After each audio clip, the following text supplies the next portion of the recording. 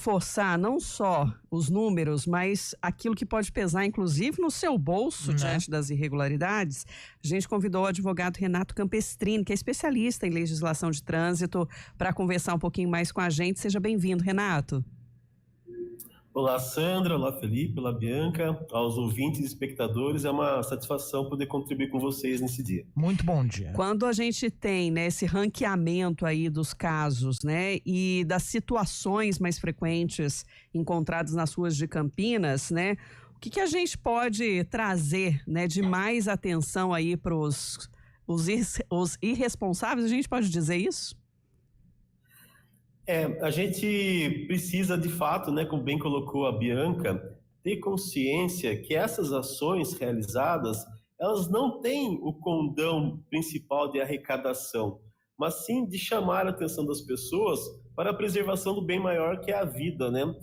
O condutor brasileiro, ele tem uma certa predileção por achar que sinistros de trânsito, acidentes de trânsito só acontecem com os outros, que sua habilidade acaba se sobrepondo aos demais. Uhum. Agora, quando a gente, eu não sei se houve uma instabilidade aí na comunicação com o Renato, né, que, por exemplo, né, 11% dessas 6.000 infrações registradas foram por sistema de iluminação alterado ali, né, não está funcionando. Farol que não está funcionando. Exato, né? Às vezes a gente acha... Agora acho que voltou, hein, Renato? Tá ouvindo a gente? Estou ouvindo vocês. Eu não deixei de ouvi-los. Então tá. A gente teve essa instabilidade, então, na comunicação, né? E não sei se você complementaria, então, com mais algum detalhe do que você estava falando. Eu estava continuando, né, dizendo, não sei até que parte vocês conseguiram me acompanhar, mas eu estava dizendo da questão de que o condutor brasileiro ele acaba deixando de lado aspectos básicos de segurança, como um pneu em bom estado de conservação. Ele se preocupa com a questão da multa, quando na verdade tem que se preocupar com o bem maior que é a preservação da sua vida. Então a gente não pode nunca deixar de lado a manutenção do veículo, as condições mínimas de segurança para transitar. E aí, quando a gente pensa nessas infrações, né, qual é a que traz mais gravidade, né, pensando em pontos e também de valor a ser pago? Bom, nessa questão de veículos, a gente tem a questão principal, que é o bom estado, que o veículo mantém bom estado de conservação.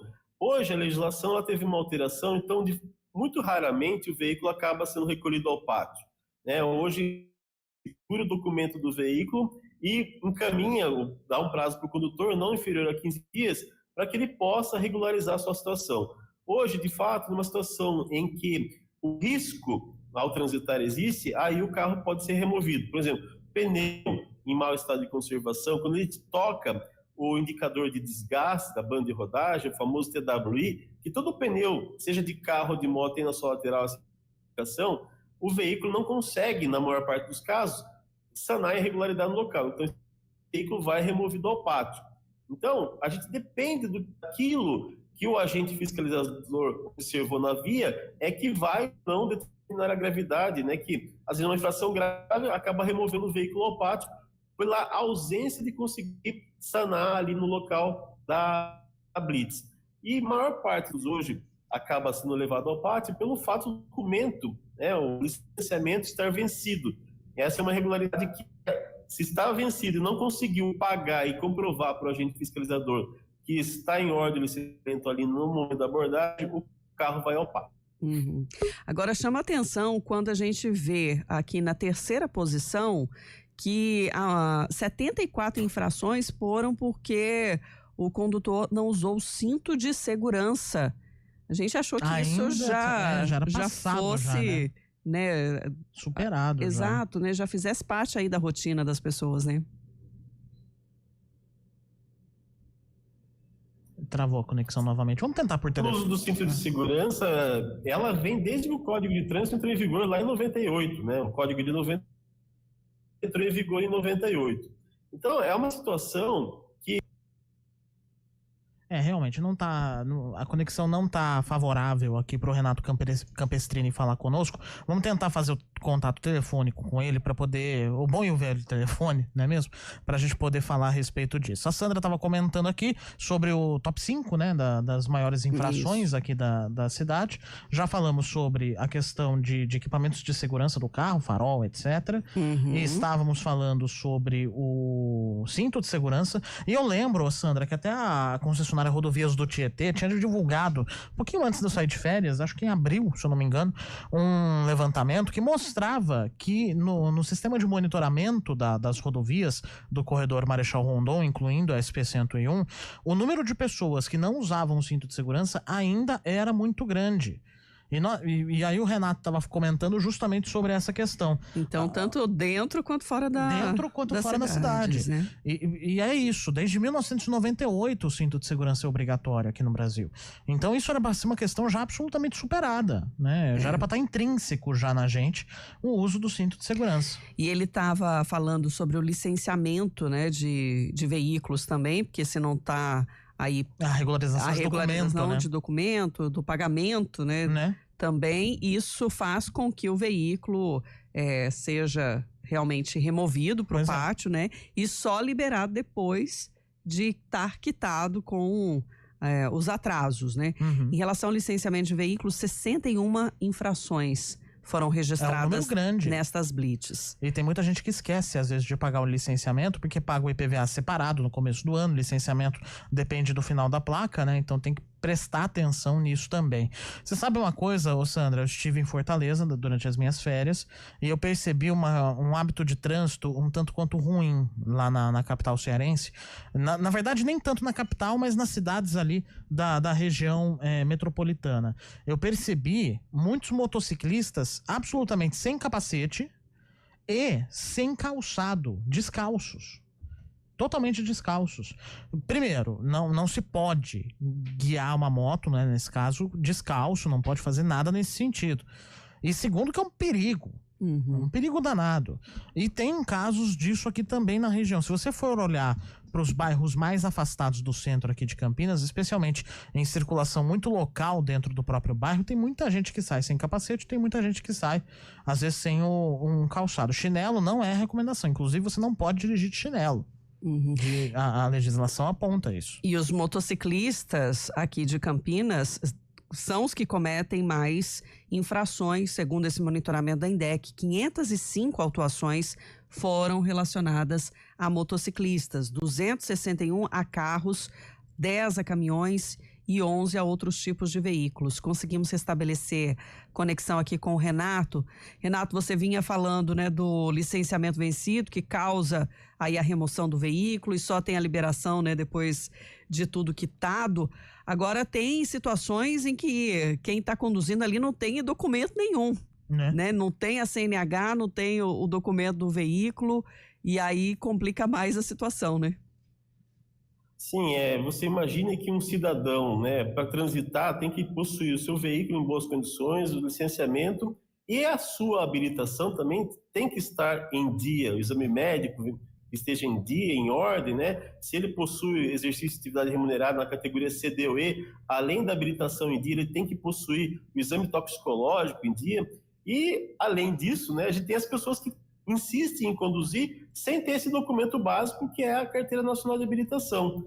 Não é algo incomum você não se deparar em ações de operação de fiscalização na via pública com pessoas nessas condições.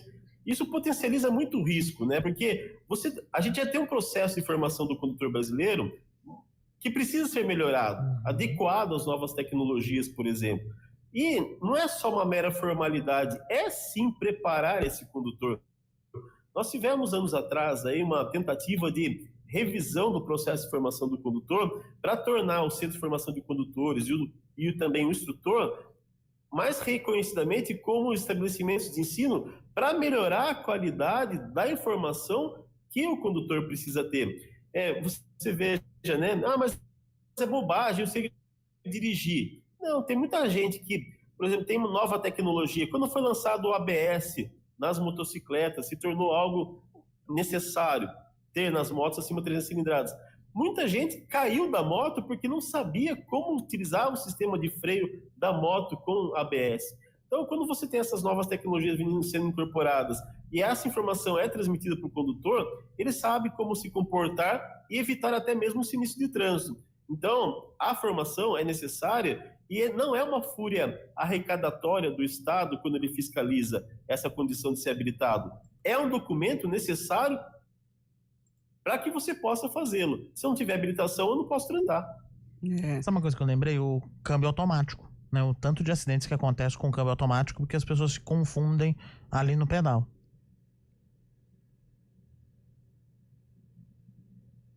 Sim, a questão do câmbio automático, né, se fala aí da necessidade de criar uma habilitação específica para o condutor que vai utilizar esse tipo de veículo, né? Mas é algo assim que a gente acaba tendo que apurar efetivamente até que ponto aconteceu pela situação do câmbio em si ou se não foi uma falta de atenção. A gente que trabalha com trânsito, que milita na área de trânsito, a gente fala que tem que entender sempre os fatores de riscos envolvidos nos sinistros de trânsito. Será que de fato foi o câmbio automático que levou a acontecer o sinistro de trânsito? Ou se foi um outro deslize por conta do celular, por exemplo, que levou a acelerar demais, tirou a atenção do condutor?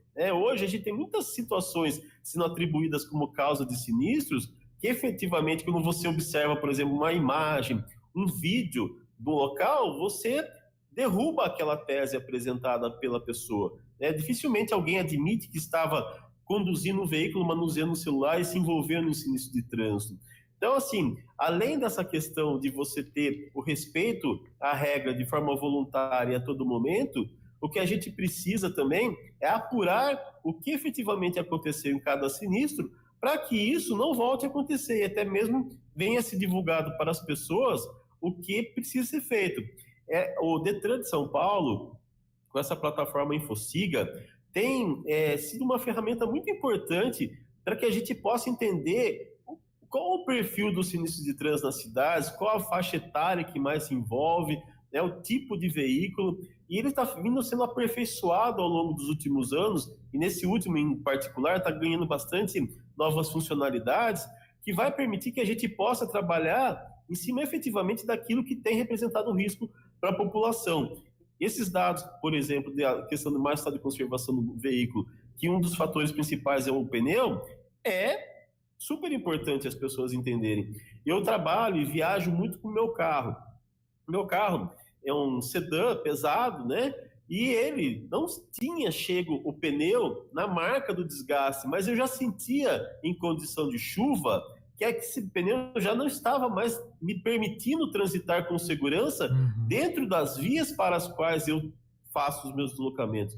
Então, é isso que a gente precisa inculcar nas pessoas, o que trabalhar a prevenção no trânsito, porque os efeitos nocivos do trânsito a gente sente na saúde pública, a gente sente na previdência social, a gente sente no dia a dia das cidades com dificuldade em internações. Então, assim, o trânsito ele vai muito além de você ter o congestionamento e você ter a autuação. Ele impacta diretamente nas nossas vidas em vários ramos da nossa sociedade.